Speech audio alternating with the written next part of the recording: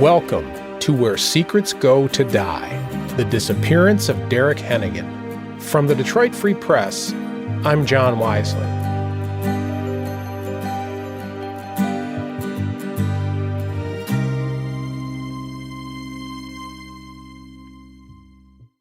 Last time, we learned a lot about Derrick Henagan, from his growing up, to his troubles, to his move to the Upper Peninsula. It's that last part, his time in Upper Michigan, that we want to unpack for you this time. These turned out to be the final months before Derrick vanished, and he spent them with a woman, Dyanna Maddox.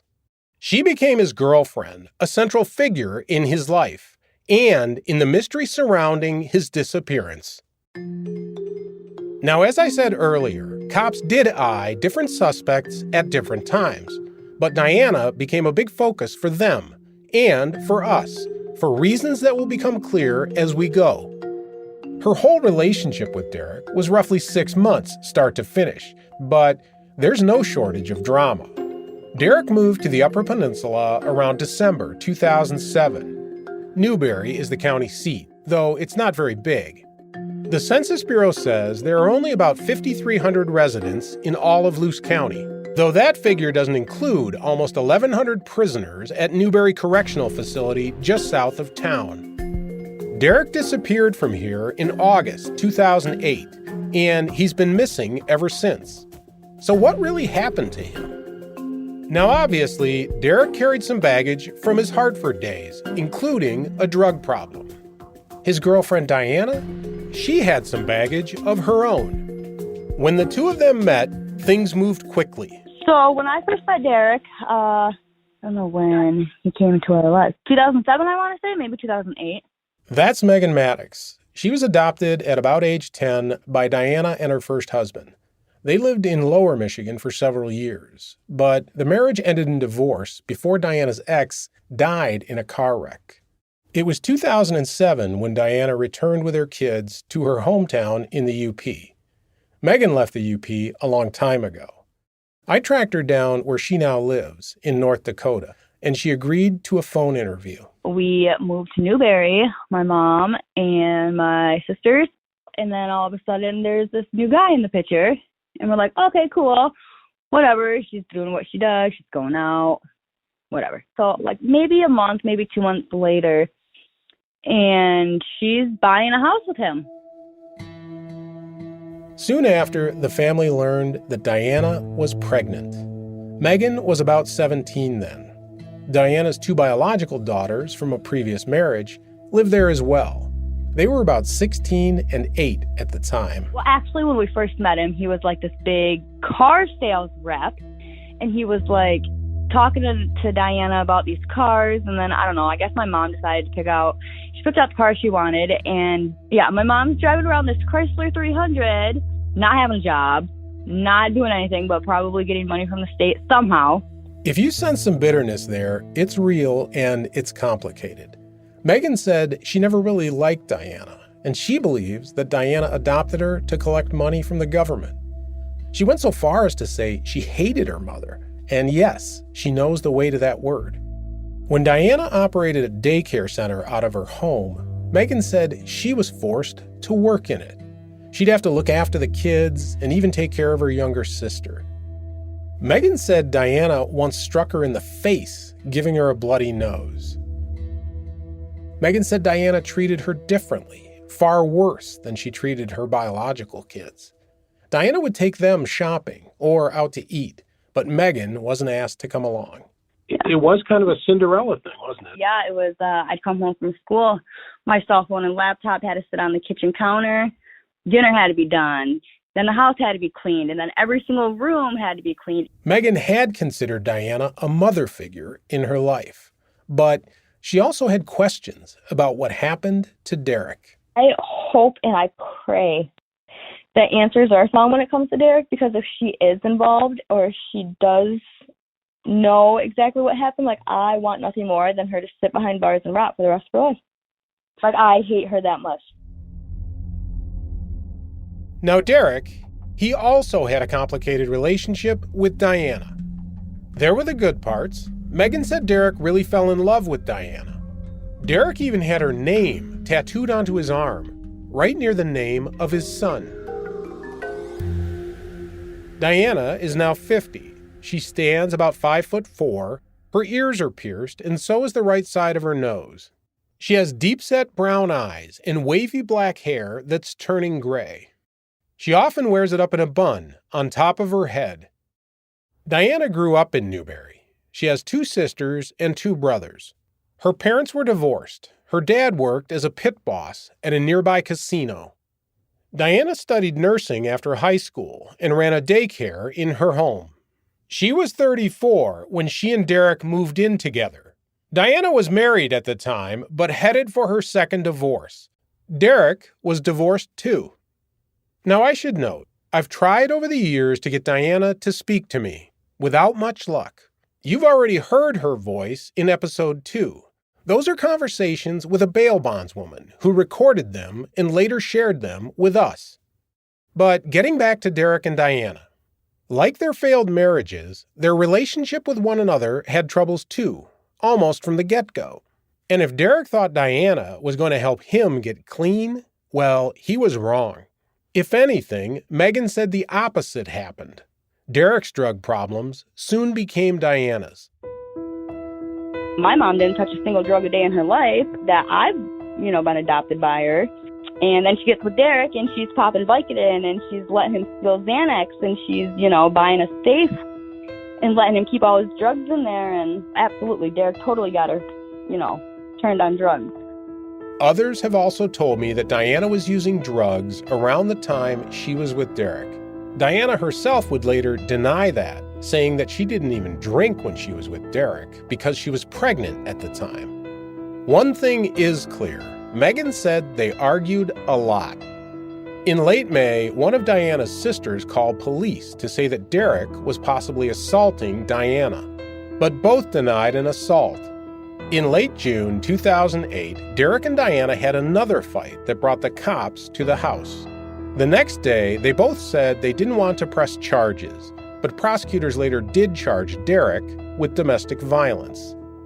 Derrick's ex-wife had accused him of beating her up once, but Megan said she never saw Derrick abuse Dyanna. Besides the fact that he did drugs, I don't think there was really anything wrong or anything bad about Derrick.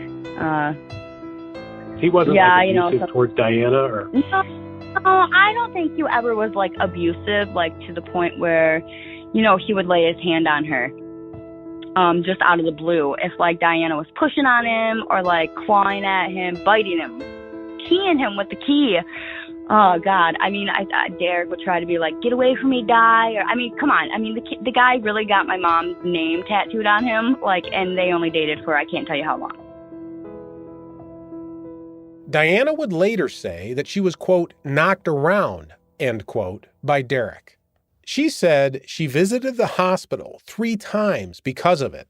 A police report taken on one fight does list an ER visit to check the health of the baby Dyanna was carrying at the time. It said the child was fine. Dyanna had her own history of abuse. She pled guilty to domestic violence after hitting her second husband with a can opener about a year before she met Derrick. Her daughter Megan also told police that Dyanna abused her, though I couldn't find any criminal charges related to that. But it's obvious, by the summer of 2008, Derrick and Dyanna's relationship was crumbling. In early August, Derrick and Dyanna fought again. She said she wanted him out, and she wanted out too. Out of the relationship, out of the house. Dyanna's father had recently died, and she wanted to break the lease on the rental house just outside Newberry that she shared with Derrick. She wanted to move into her dad's place, so she started packing up her things. Derrick did what he often did when they had troubles. He went to stay with friends, in this case, a neighbor, Denny Murdoch. Denny lived a few hundred yards down the road, on the opposite side of the street. That's where Derrick spent what is recorded to be the last weekend of his life. Dyanna spent that Sunday, August 3rd, 2008, with her girls, running an errand downstate. Megan said Derrick was supposed to meet them. He didn't show up, but Dyanna kept in touch with him. The whole drive there, the whole time we were there, and the whole drive back, she's on the phone just bitching with him. Arguing, crying, doing whatever in the house she does. That's what she did. Dyanna and the girls returned home late, probably 10, 11 p.m. They immediately thought that maybe Derrick had been in the house while they were gone. Megan said they noticed a pop can sitting on an electric meter outside the kitchen window. Some boxes under the window on the inside looked like they'd been moved. Dyanna and the girls eventually went to bed, but it wasn't a peaceful rest. The family dog started freaking out in the middle of the night. Amid talk of seeing flashlights in the woods outside, Dyanna called her brother BJ, asking him to come over. He didn't find anything. The next morning, Dyanna and Derrick spoke on the phone. Dyanna even drove down to Denny's house to bring Derrick some cigarettes. And that's Megan's recollection of that weekend. A late return, some stuff out of place at home, a visit from BJ, a morning cigarette run. That's pretty much what she told us when we interviewed her by phone in July 2021. And it mostly tracks with what she told Michigan State Police when they interviewed her more than 8 years earlier. Now, Dyanna herself? Well, as I mentioned earlier, her story has evolved over time, with details coming out sometimes in drips. Dyanna recalled the late return. She said she discovered that 2 hunting rifles were missing. She had them stored in cases under her bed. Now, the gun cases were still there, but the guns and some ammo, gone. By her account, BJ arrived before dawn, and after the sun came up, she told him she was going down to Denny's to confront Derrick. Here's Dyanna describing it in a phone call. And he said, Di, I'm not going to let you go down there. I said, fuck this. I said, I'm going down there, and if I'm not back in a half an hour, I said, you come looking for me. I said, but I'm going down there because I know he has some fucking guns. Dyanna said she did go down to Denny's house. Derrick came out. They talked in her car. So Derrick grabbed my hand, and I said, just look at you. I said, you look like shit, because he had dog hair all over him. And I said, where in the hell are those guns? He said, I didn't take those guns. Dyanna said the chat was cut short. Derrick ducked back inside as a cop car approached. Derrick had warrants for his arrest, including one from the June fight. The patrol car pulled in, and inside was a state trooper, David Mogenberg. He was hard to miss. He stood 6'6". He weighed 225 pounds. He had pale blue eyes and wore his hair in a crew cut. He wrote in his report that he was responding to a call from Dyanna about a breaking and entering at her house. His report doesn't mention catching up with her at Denny's. That is the only time I lied to the cops, and I told them that because they said, is Derrick in there? And I said, no, he isn't. I was just looking for him. That is the only time, and I told them that on that polygraph test. The only time I've ever lied to them. And that was to cover Derrick's ass for not going to jail. Mogenberg's report says he interviewed Dyanna at her house, and she showed him a window that didn't lock. She said that's probably how the thief got in, and Mogenberg agreed. Mogenberg noted that he checked for footprints, didn't find any. Dyanna told him there were no signs of forced entry. That's a detail that's worth remembering. Dyanna told Mogenberg that she suspected Derrick, but she said she hadn't talked to him in a couple of days. The report makes no mention of Dyanna confronting Derrick at Denny's house that morning, or of Dyanna's repeated phone conversations with Derrick the day before. So that was the morning. Things got weirder that afternoon. We'll be back after the break.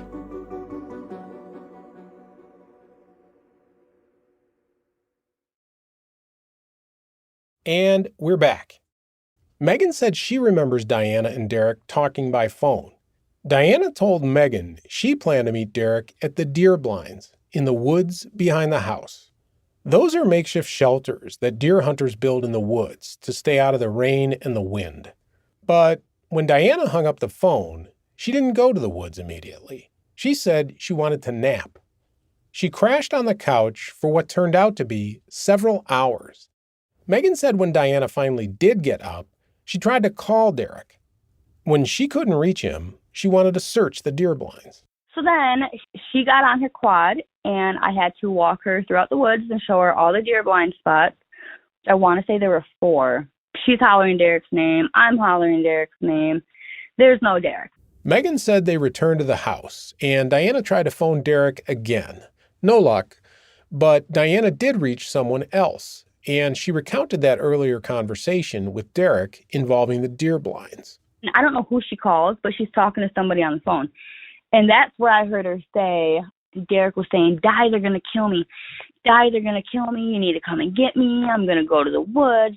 So here I am thinking, like, okay, so if he's telling you that they're going to kill him and you're going to take a nap, like, I don't know, she made it sound like Derrick was either hallucinating or like coming down off drugs or just talking nonsense.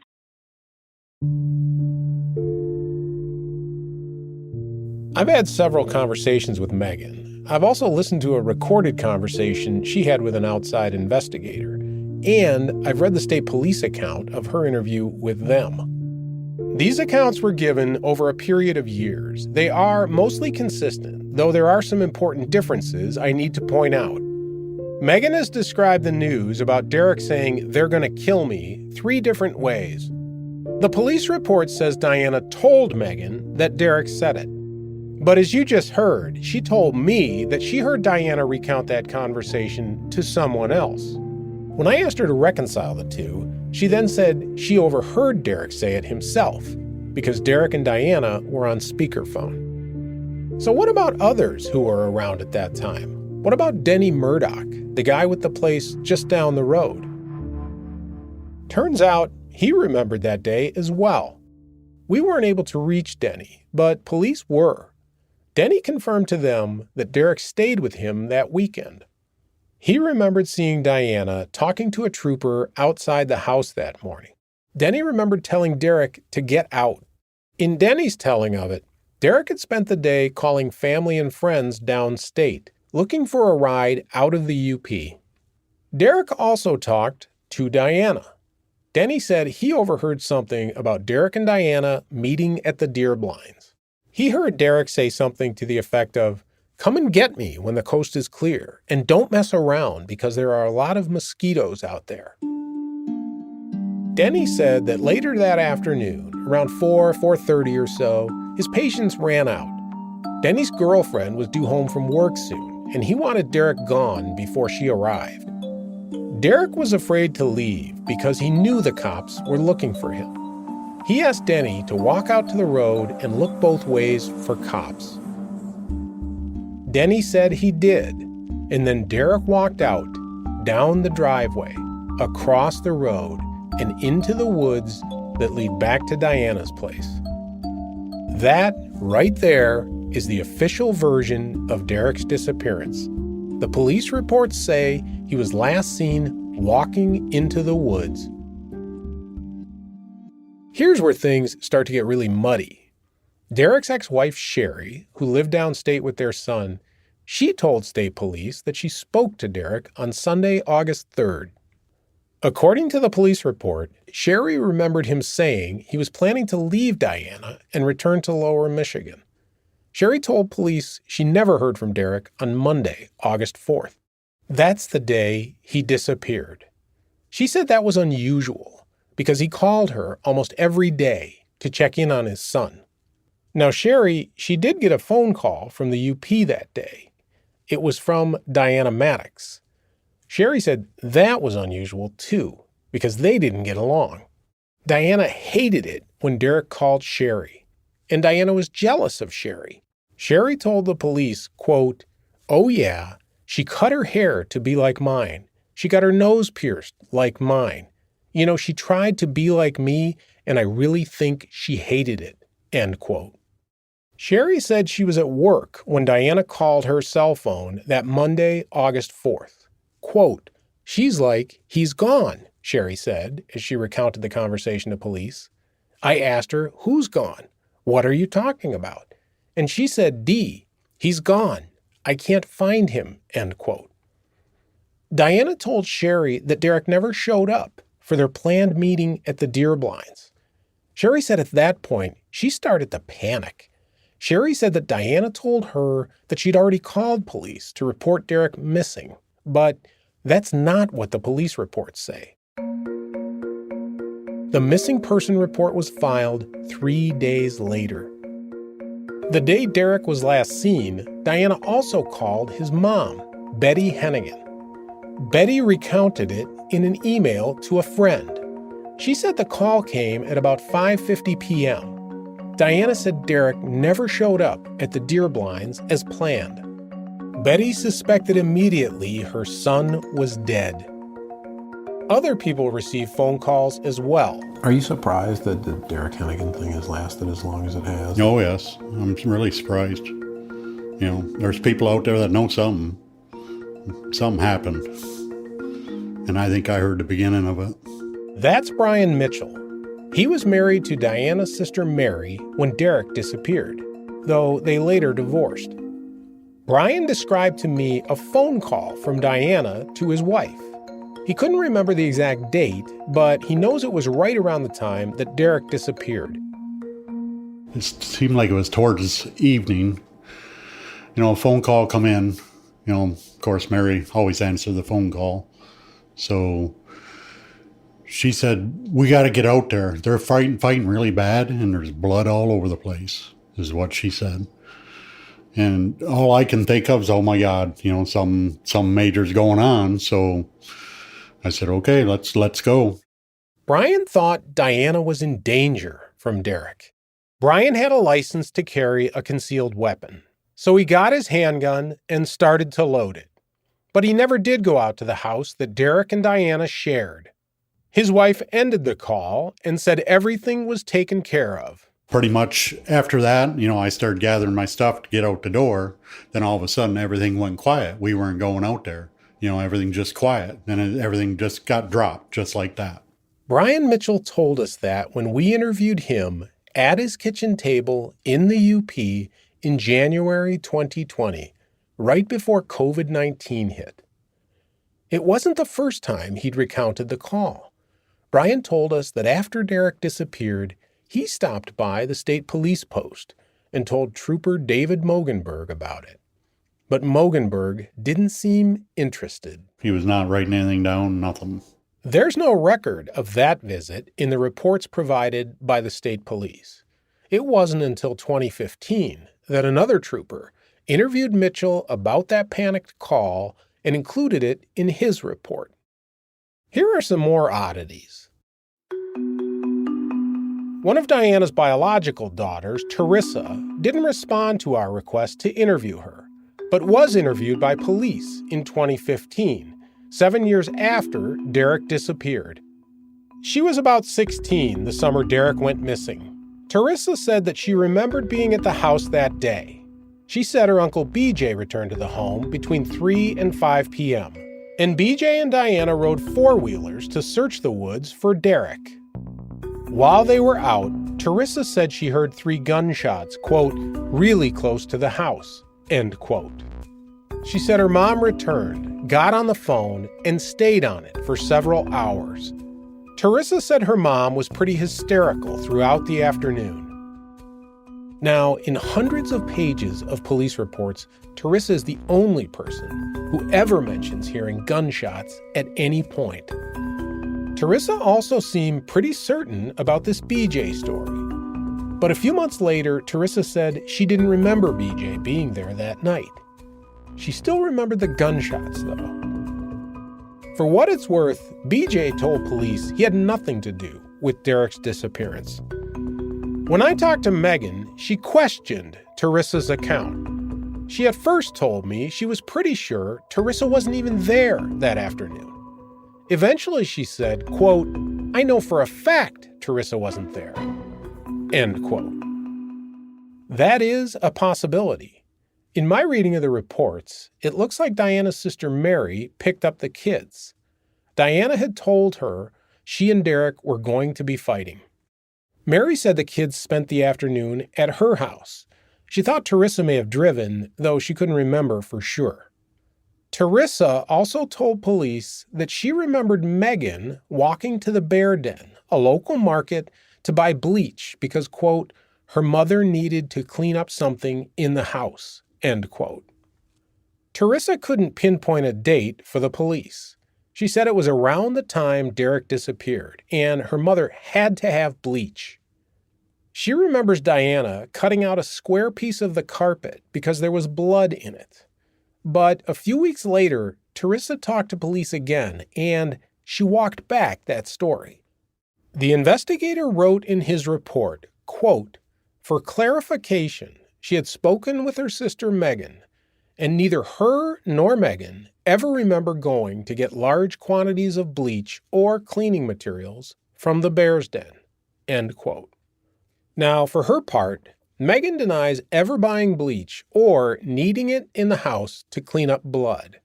And remember, Megan, Teresa, and Mary were interviewed by police years after the fact.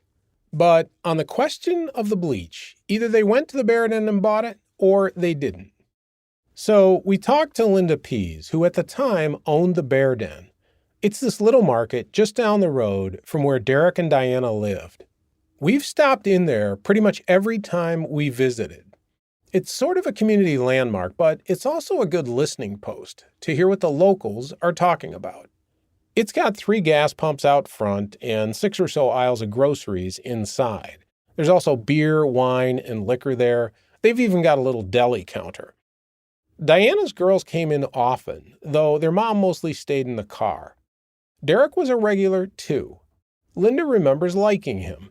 You know, he was bubbly, friendly, always happy-go-lucky. Talked to me a lot about his son, how excited he was when he was going to see his son and things like that. Linda said she went to school with both of Dyanna's parents. After they'd all raised families and then divorced, Linda renewed her friendship with Dyanna's father, Gilbert. They were starting to date when he died unexpectedly. So Linda was wired in to pretty much everyone in town, including Derrick, Dyanna, and Dyanna's daughters.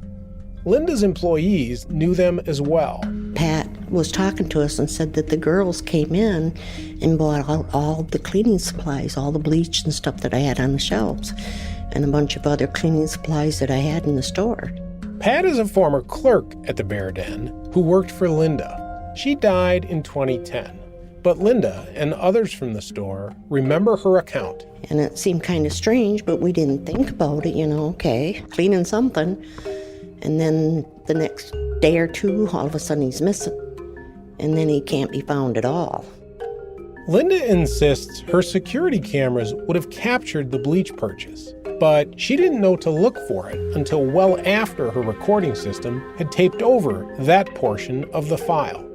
She said if she'd known earlier, she would have saved the footage. Truthfully, I'm frustrated.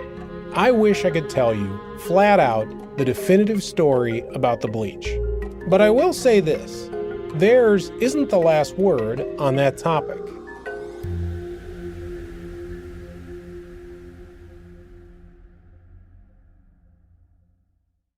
We'll be back after the break. And we're back. This case just has so many what-ifs around it. What if we had video showing the girls buying bleach? What if Brian Mitchell had gone out to the house after Dyanna's call for help? What if Trooper Mogenberg had found Derrick at Denny's house that morning and arrested him? How differently all of this might have turned out. Now, Linda, she recently sold the store to new owners who changed the name. But she's still well connected in town. She has a cousin named Kathleen Woodley. Now, Kathleen, well, she owned the house that Derrick and Dyanna rented. She knew them as tenants, but she also knew them through her side hustle. Kathleen worked as a DJ in local bars, and she'd see them drinking together. Kathleen remembers talking to Dyanna around the time that Derrick disappeared. She told us she was camping when Dyanna called her. She asked if she could get out of her lease. And I said, why? And I remember saying, she said something about wanting to rent her dad's place or wanting to move in with her dad. When Dyanna did move out a couple weeks after Derrick disappeared, Kathleen, like any landlady, well, she checked out the house before returning the security deposit. She found a damaged door that was removed from the frame and replaced with a new door.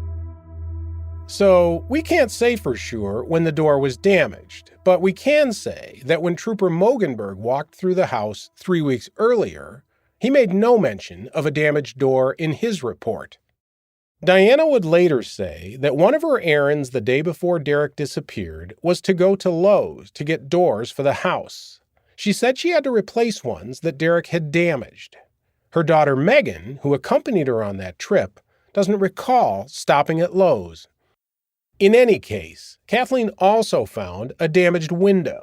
Kathleen said she saw spots on the carpeting in the living room and in the other bedrooms. But the master bedroom, it was a mess. The carpet on the floor there, it was pretty bad. It was like blotchy. To me, it looked just blotchy. It looked like someone had tried bleaching areas. I was angry, probably. Kathleen said she found other damage as well, including to a heat register, though she couldn't remember if that was in the master bedroom or the bath. She also found a section of drywall in the master bedroom that had been replaced and repainted. So Kathleen asked about that damage. Someone in their family told me that her brother was helping her move her TV and it was too heavy and he fell against the wall and that's what happened. So think about that from the perspective of a landlady. You've got a damaged and replaced back door, a damaged window. You've got blotchy stains on the carpet throughout the house, which could have come from bleach. You've got the damage to the register and a crude patch job on the drywall. At that point, Kathleen did what most landladies would do. She kept $700 from the security deposit. And she got a full explanation with the letter and everything. Did she argue with that? Yeah. She called me and asked me why. And I explained to her, I said, if you have any question, if you dispute this, you know where the court is. When we started this story, we were searching the woods, and we found that bullet-riddled blue jug, which the search dog, Jess, seemed to think might carry traces of human remains. The plan was for Bert Crawford, Jess's handler, to take the jug and have another dog test it. They do that by putting it out in a field with a couple of other items. If the second dog alerts to human remains on it, that's considered confirmation. So that was the plan, but COVID kind of interfered. Bert is 85, and he contracted COVID. He ended up in the hospital, and frankly, I was worried he wouldn't survive. The good news is he made it. He was recovering at home, and we tried to let him be, but eventually I reached out. I needed to know if he'd been able to run that test.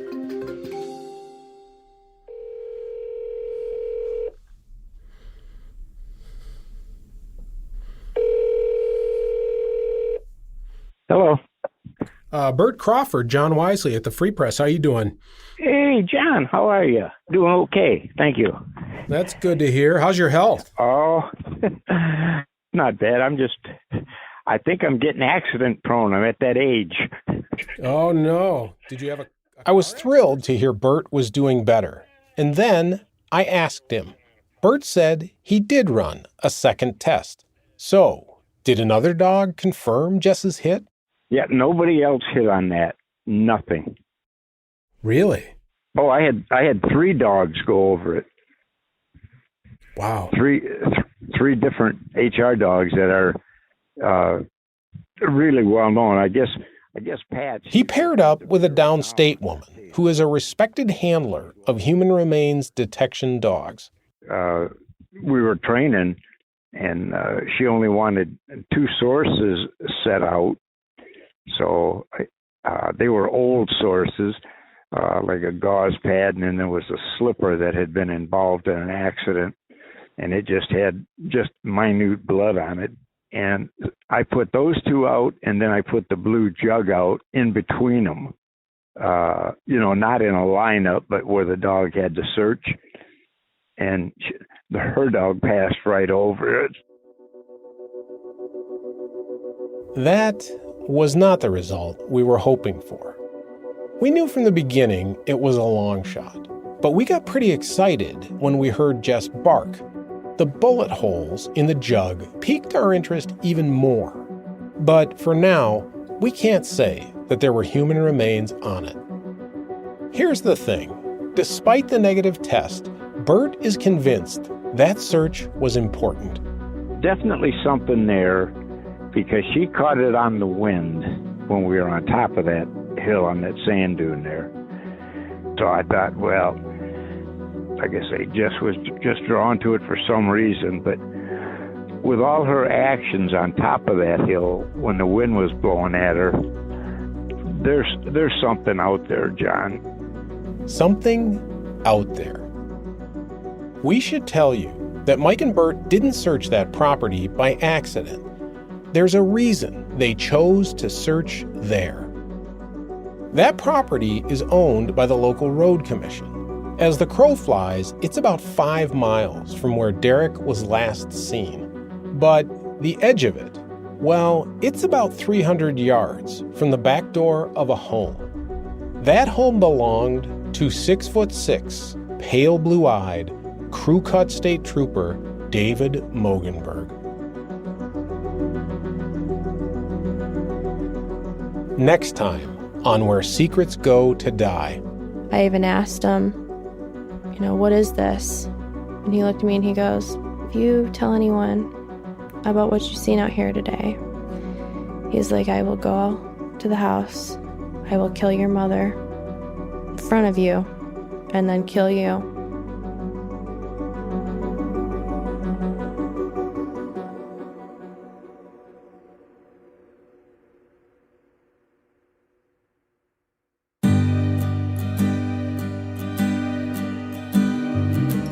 This podcast is a production of the Detroit Free Press.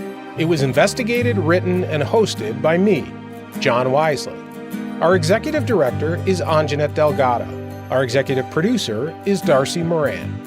Kathy Kalashevsky is our story editor, and Jim Schaefer is our managing editor. Nicole Avery Nichols is editor of the Detroit Free Press. Sound design and mix by Garrett Tiedemann. Original theme music by Camilla Cantu and Brian Castillo.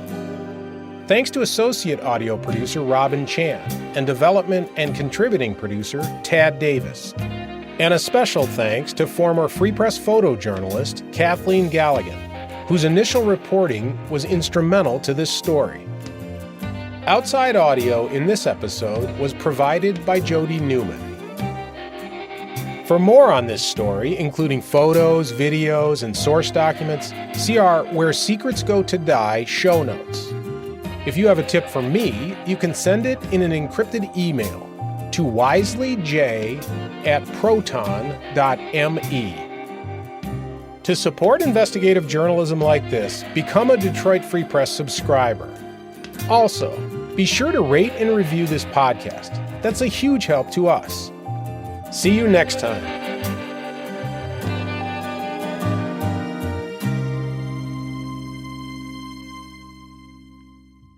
If you or someone you know has experienced domestic violence, help is available through the National Domestic Violence Hotline at 800-799-SAFE or by visiting their website at thehotline.org.